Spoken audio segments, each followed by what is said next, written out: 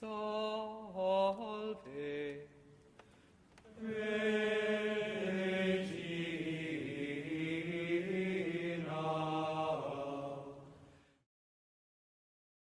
Bienvenidos a nuestro ciclo de formación sobre la Eucaristía.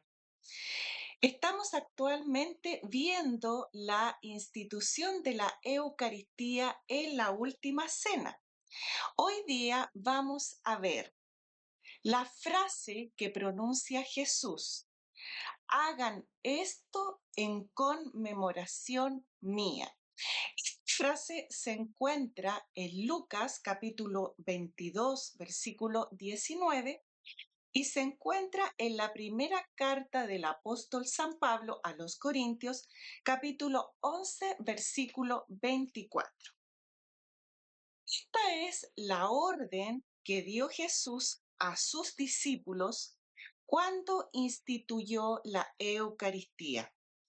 En el curso de la última cena pascual que celebró con ellos, la Iglesia comprendió desde el principio que estas palabras no debían interpretarse como repetir la cena,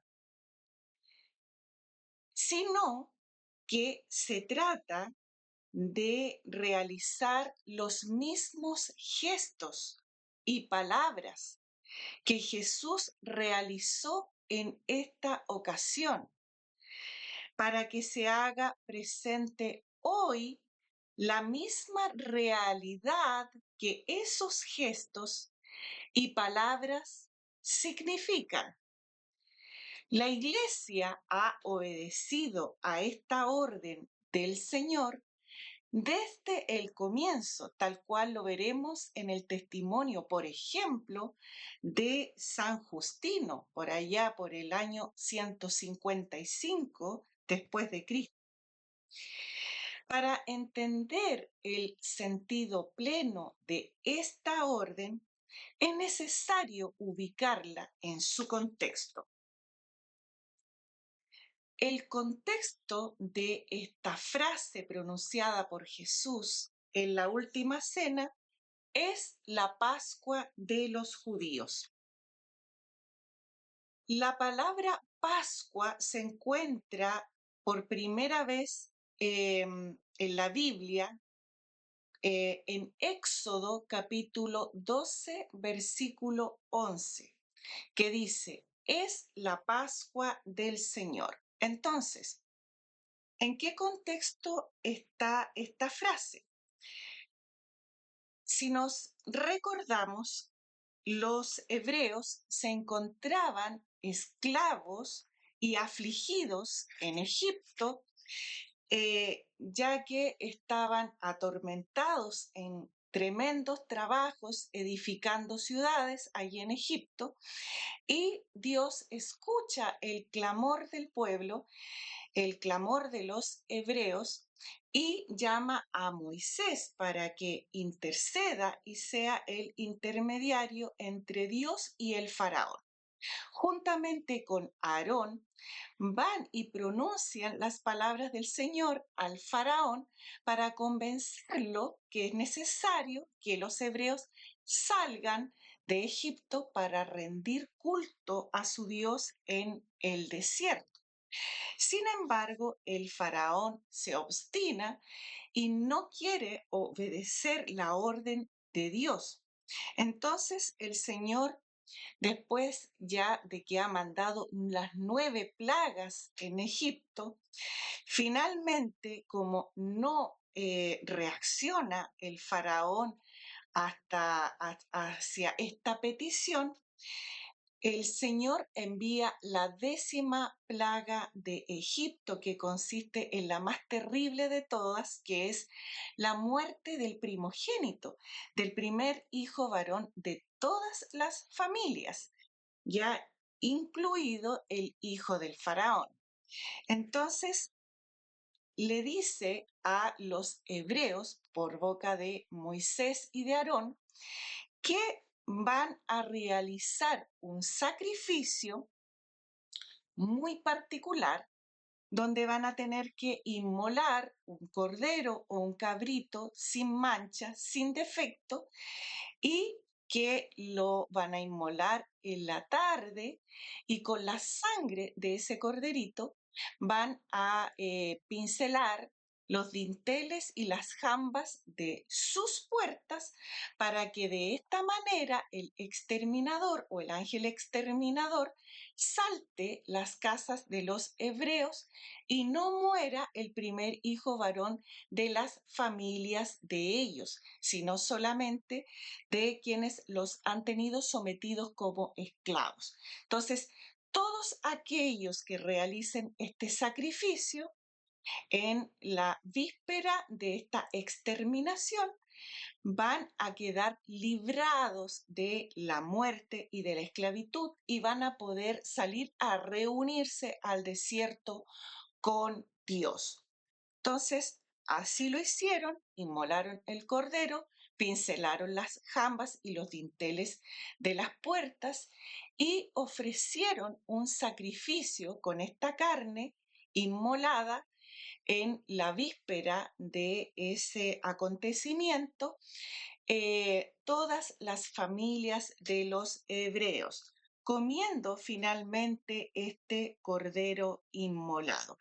Es decir, por la inmolación de este cordero, los hebreos se salvan por el derramamiento de la sangre de ese cordero.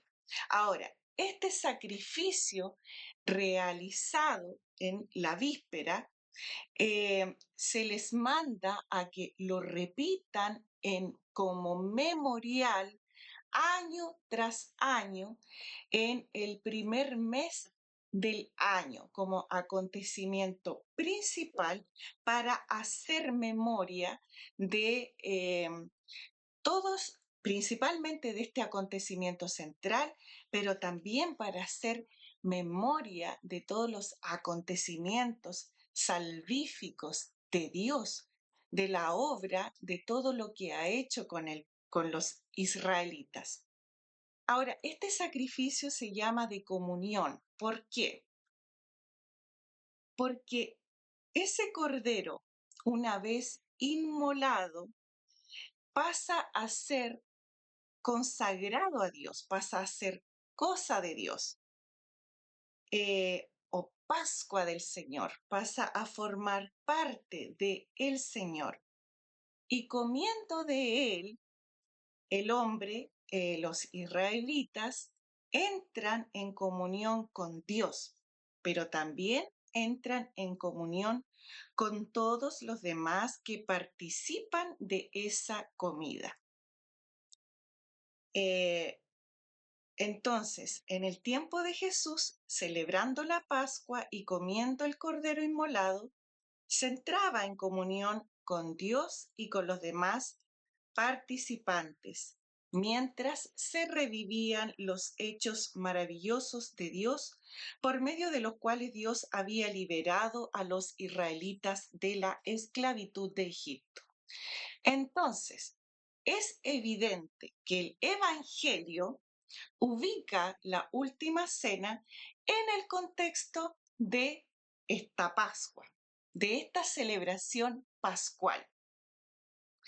Según los evangelistas Mateo, Marcos y Lucas, que son los que nos narran la institución de la misa, la Eucaristía, la última cena fue efectivamente una comida de Pascua y en el curso de ella tuvo lugar la institución de la Eucaristía.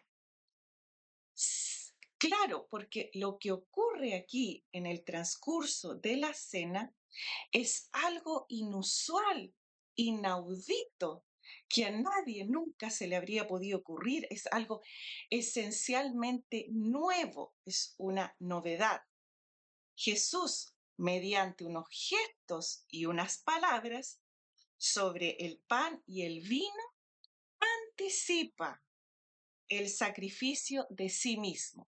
Entonces, mediante unos signos, mediante unos gestos y unas palabras sobre el pan y el vino, allí en el contexto de lo que estaban celebrando, Él se entrega a través del pan y del vino como en sacrificio, anticipa su sacrificio en la cruz.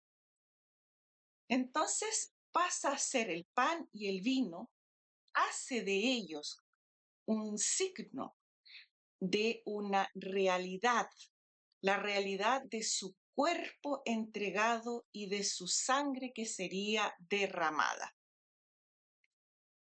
Al especificar que su cuerpo sería entregado por ustedes y su sangre derramada por ustedes, lo que está diciendo a los israelitas es que seré inmolado y ofrecido en sacrificio por los hombres como un nuevo cordero pascual. Al invitarlos a comer su cuerpo y beber su sangre, está reemplazando esta carne inmolada, la suya, por la carne del cordero pascual. Y Jesús agrega, hagan esto en memoria mía. Jesús instituye aquí un nuevo rito y en este rito se come su propio cuerpo inmolado y se come en memoria suya, es decir, en memoria del hecho salvífico definitivo que es la muerte en la cruz y su resurrección. El cuerpo y la sangre de Cristo ahora ofrecidos en sacrificio y dados a nosotros como verdadera comida y verdadera bebida, nos comunican verdaderamente la vida divina que ellos poseen. De esta manera nos conceden la verdadera comunión con Dios y la comunión de unos con otros, de lo que la Pascua de los hebreos no era más que figura. Entonces, esto lo entendió muy bien la iglesia desde aquel mandato y lo asumió como una orden del Señor, celebrando la misa, en primer lugar, en el día del Señor, en el día en que acontece el misterio central, la resurrección del Señor. Se empieza a celebrar la misa el día del Señor, el día domingo, y tenemos el testimonio, como ya decíamos al comienzo, de el padre, de los padres de la iglesia. Entonces, solo por citar a uno, vamos a nombrar a San Justino en el año 155 después de Cristo, donde en una carta al emperador le muestra cómo se realiza la misa. Y si ustedes pueden comparar esa carta con nuestra misa al día de hoy, pueden ver que lo esencial se conserva tal cual desde el siglo primero después de Cristo. Entonces, primero viene la liturgia de la palabra, donde se recuerda, ¿no es cierto?, se hace memoria de la palabra de los profetas, luego se recitan los salmos y luego se lee el Evangelio. Después dice San Justino de que se hace la plegaria universal, la oración universal, se hacen las peticiones. Luego se ve cómo San Justino muestra cómo se lleva el pan y el vino al altar para hacer el ofertorio. Luego muestra cómo se hace toda la plegaria eucarística, la acción central, la oración central de la misa, la consagración, y luego cómo reparten eh, la hostia consagrada, el cuerpo y la sangre de Cristo a todos los feligreses para finalmente llevársela a quienes lo necesiten y que estén enfermos. Entonces, es impactante ver cómo un testimonio del siglo primero, tan antiquísimo, pero obedece tal cual la orden del Señor y así se ha conservado hasta el día de hoy. Bien, con esto terminamos los antecedentes más relevantes de la institución de la Eucaristía para entrar en nuestra próxima sesión ya de lleno en la esencia, el espíritu de la Eucaristía. Nos vemos. Salve.